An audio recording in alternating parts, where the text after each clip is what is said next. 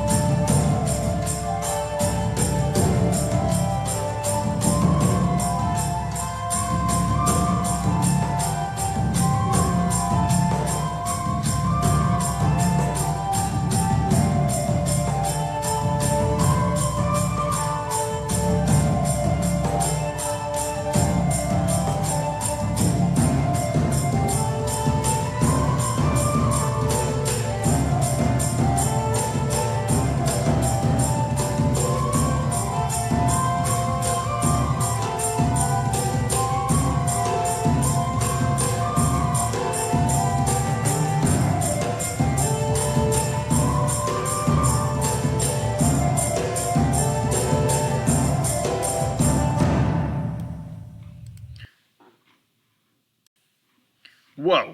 Okay, super cool.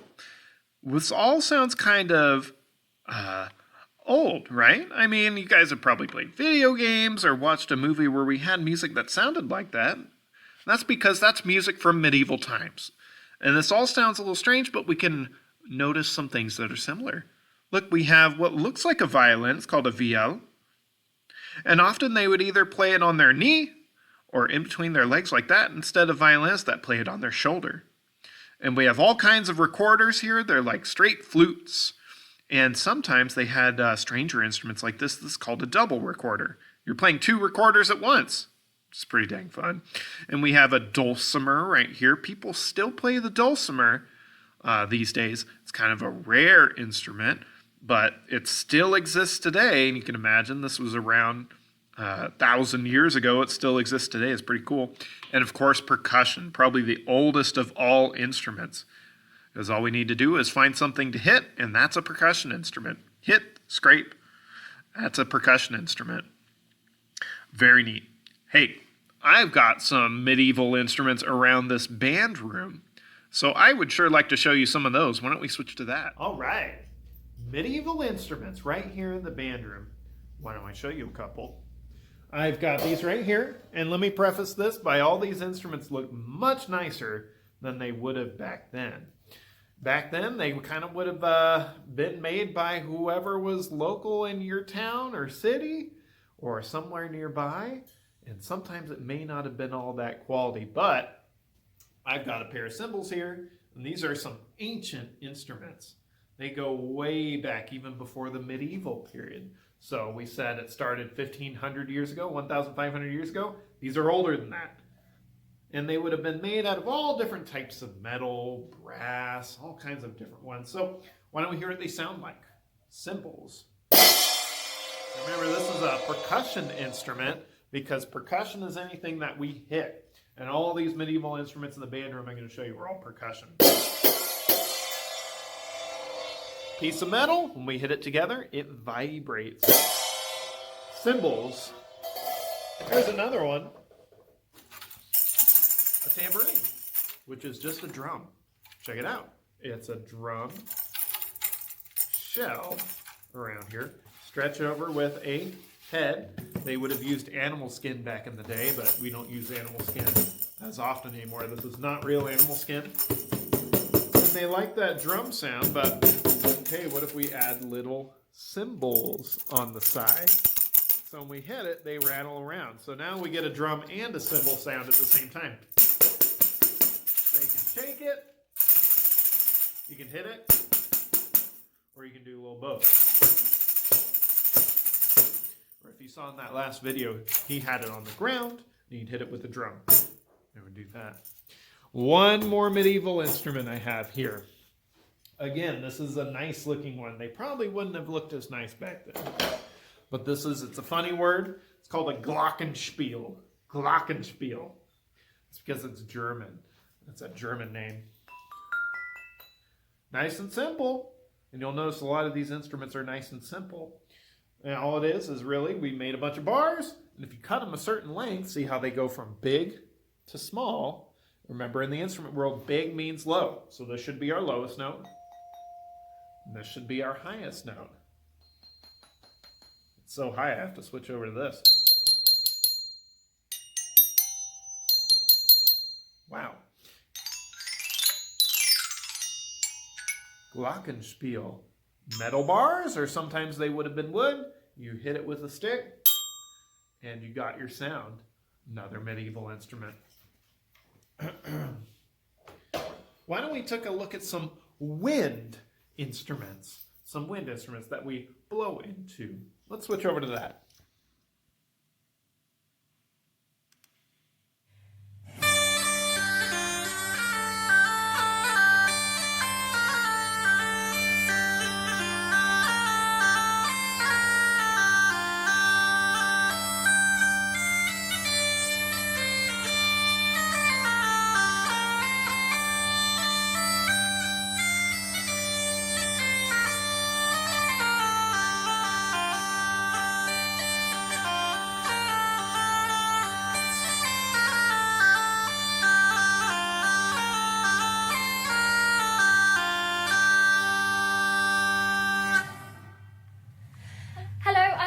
Wild Roses, and I've been recording with the multi-talented Dr. Emily Baines today, and she's come to show us some of the amazing array of instruments that she plays. Hello, Hello. Wow.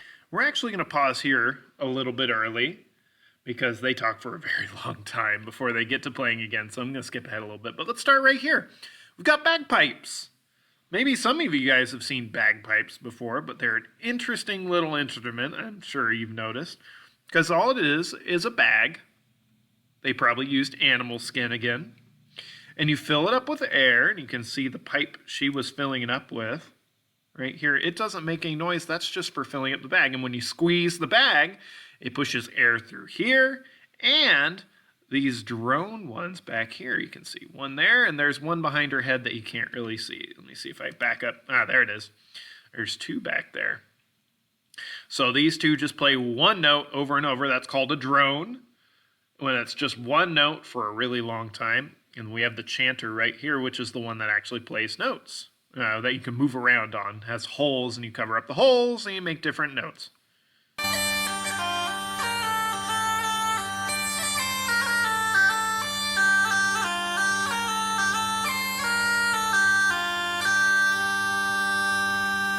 So when we think bagpipes, we usually think of the country of Scotland, but they were all over Europe, bagpipes. Because again, it was somewhat easy to make. You're making that bag, and you have these different parts like the drone and the chanter. Why don't we skip ahead once they're done talking and we can hear a little bit of more playing. These are from recorders, and recorders are still around today. Why don't we take a look at what recorders sound like? So this is a medieval double recorder by a wonderful maker called Philippe Bolton, French maker. And this is, there's a few paintings that show people playing double recorders in the 14th and 15th centuries. So there's one from around 1320 which has somebody playing two recorders, which very much look like they are two separate pipes, so a bit like this. But what he's done is just kind of join them together so that they stay in one place when you're trying to play them at the same time. So you don't have a full recorder on both sides. You have kind of half a recorder each. But because of that, you can get a lovely drone sound, but you can also change it, so you can play sort of simple harmonies with yourself, as it were. Will you show us? I know you've only just got this, so this haven't had it very long. New explorations. This is my so yeah. I've got.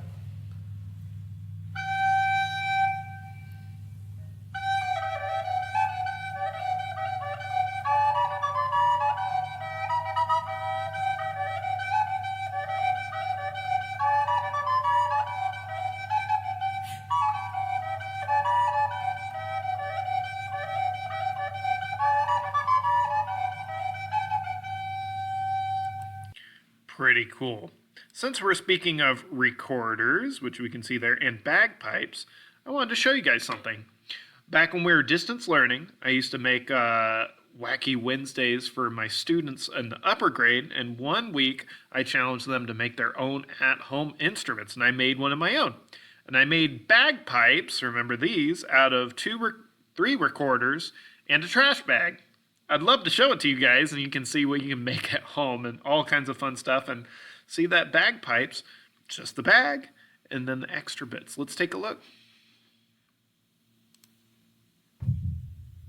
Hey students, it's Wacky Wednesday again, and last week I did the trash bagpipes, which was, tape and rubber band, a straw, and trash bag. But this week I thought I'd do the same thing because I wasn't super happy with what it ended up sounding like. I wanted to try some different instruments to see what kind of sound it ended up with, because usually bagpipes, your drones are really low and your chanter's really high. So I thought for a high instrument I'd try out my penny whistle that I have.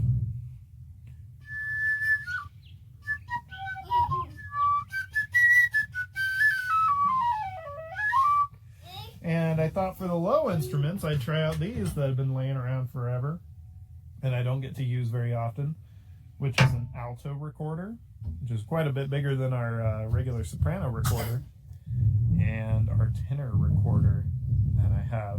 This thing's huge. It's taller than him. So I'm going to go ahead and pause the video and we'll see what it ends up like. But if you're interested in making some yourself, I already made this video last week on how to make a bagpipe with all these trash bag, rubber band, tape, straw, and 2 recorders last week. So if you want to go ahead and check that out, do that. But I'm going to go ahead and make a little bit of a weird instrument here. So stay tuned.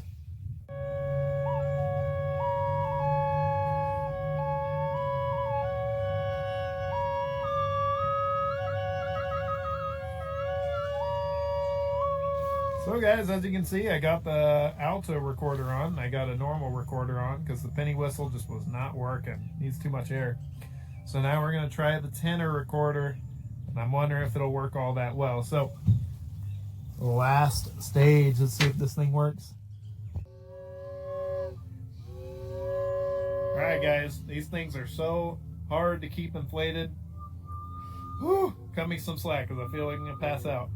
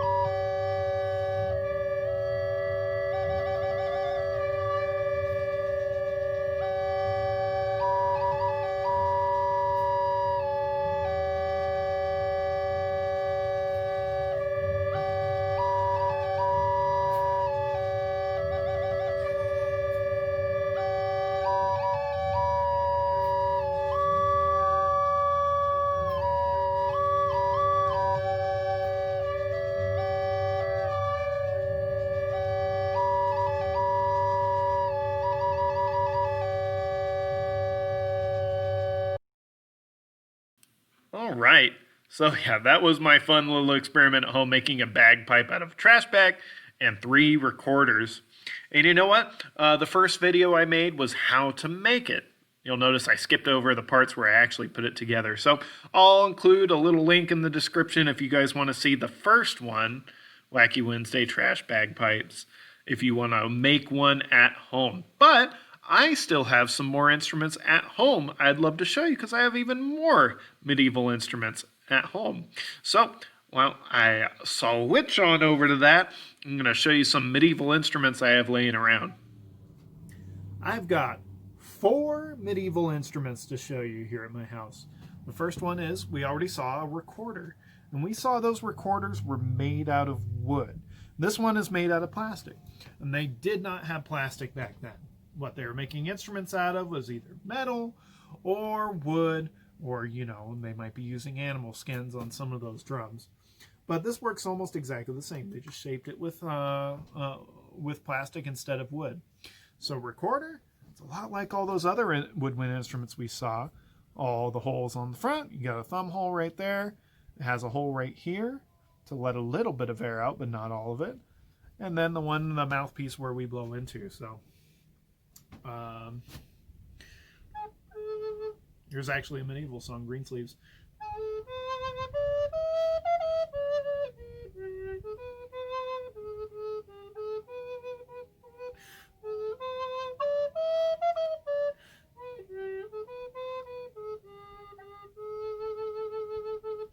Has that same sound that we heard in that other video. I've got another one, and this one is wood. And this is a Celtic flute. Ooh, pretty big flute. Now it's wood, and a lot like the recorder, it has holes, but instead of blowing into it like we did with the recorder, we blow over it just like a flute. So I'm going to blow over this hole, kind of like a bottle. If you've ever had a bottle that you finished off, you can blow over it, it makes that sound. Same thing. Except this thing is really hard to play, I found. It's got ginormous holes, and if you don't cover these holes completely, lets air out, and it will not work. And I have to stretch my fingers way far apart. I'm used to playing our modern woodwind instruments, and they have the holes a lot closer together to make it easier to play.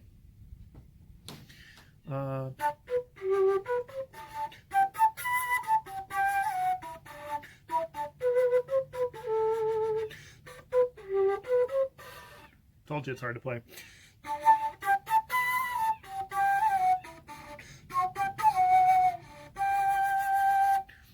That's our wood flute. They would have had wood flutes back then of all kinds of sizes, little ones and nice big long ones like this one. Remember, the lower it is, the lower it can get, or sorry, the longer it is, the lower it can play. Which is pretty low for a flute. The other two, I gotta switch to sitting down over here. Two more to show you. This next one's a violin, and we've talked about violin before, but back in the day they played it a little different and they called it something different. What they agree on is what they think it was pronounced was viol, and not always was it played like this, like we see modern violinists play. Sometimes they'd be played right here on your knee. So if I can rotate the camera down a little bit, you can see it's actually resting on my knee. And I do not play the violin like this, so I'm going to be sounding horrible here. Or if we saw in that other video, sometimes they'd wedge it in between their legs and play like this.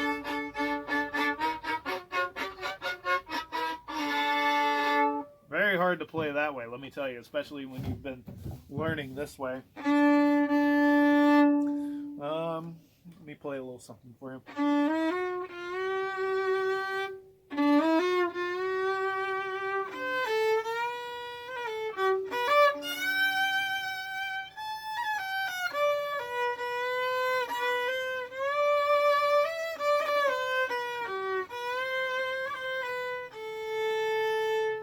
That's an extremely old Irish song. Before they were even speaking in English, that an old Irish, I can't pronounce the name because it's an old Irish. It's very hard to pronounce. Lastly, the cool one, and it's the one, of course, I don't know how to play. So I'll just pluck some strings for you. We have harps from back then. And harps are one of the oldest instruments. Maybe I can back up a little bit so you can see this thing. Looks like this. Very nice. Not too big, not too small. But this one's awful big, so I have to play it sitting down. And harps are one of the oldest instruments because if you think about it, it's just a bunch of strings stretched from long strings to short strings. So we get a continuous note up. Each string is its own note. So instead of on the violin, where we shorten the strings with our fingers to make new sounds. Come on, focus, camera. Alright, let me tell the camera to focus. There we go. So instead of like on the violin or like the guitar, where we use our string to make the strings shorter, and we have a small amount of strings, we have a large amount of strings, and we just pluck them. We don't shorten it with our hands. So harpists learn where each individual string is, and that's how they learn to play songs. So you might, come on camera, so you might play anything like, you just have to memorize where each one, you can see they're a little, if you look really close, they're color coded. So I can kind of use that to help navigate. Why don't I play something like Mary Had a Little Lamb? I can handle that.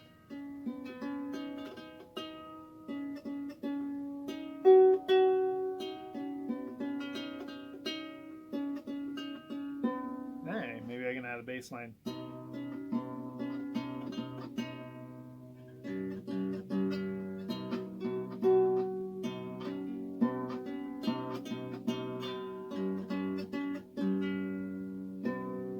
Hey, beautiful instrument. And we can see it's hollow on the inside right here, just like all the other string instruments, and that's what helps it resonate so we can hear it. So if you stretch out a string, you pluck it, it's not going to make a very loud sound. But when you get a nice hollow body on there, suddenly you have that. Ancient instrument. We see them before the medieval times, way before. Kind of like percussion. It's been around forever. When we switch to something different.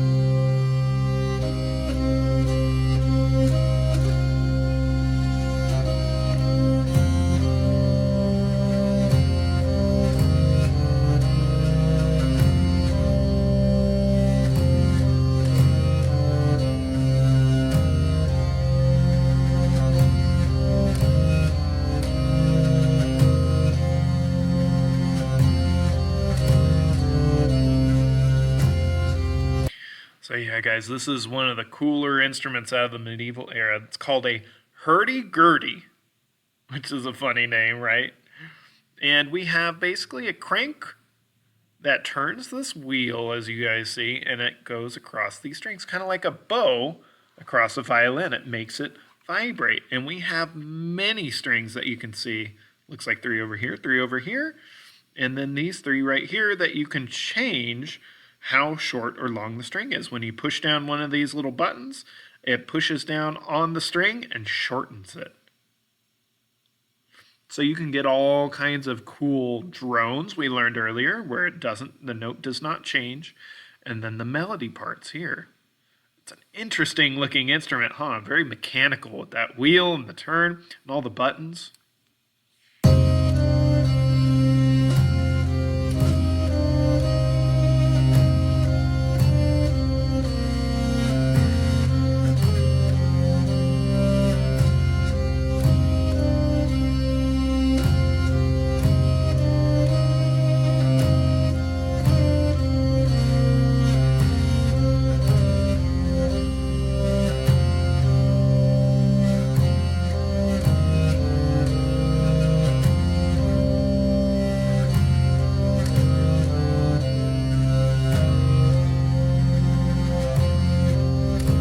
And there is one more thing I'd like to show you about medieval music before we end today's lesson. And the last thing I'd like to show you is sung music. Now, we don't have too many records of popular music sung, but we have a lot of church music, because church music and church in general was extremely important to medieval people. They were extremely religious, and much of their life revolved around the church. So you can imagine the music was very important. So much so, almost all of it was written down. So we can hear it and have people sing it today. We didn't lose what it sounded like because it was written down. Now I'm just going to let this keep singing for a while, teachers. So if we have a little bit of loss of interest, that is totally fine. This has no pictures. This has no singers, because I couldn't find a good video of that. This is just the static picture of this church while we have some Gregorian chant. This is church music of the medieval era. I'm going to let it play longer than I think we might have interest for, but I'm just going to let it go because it's kind of meditative and cool. So don't feel like you need to end it. I'll say goodbye for now, and I'll see you for the next one, and I'll just let some church music play here for a little while.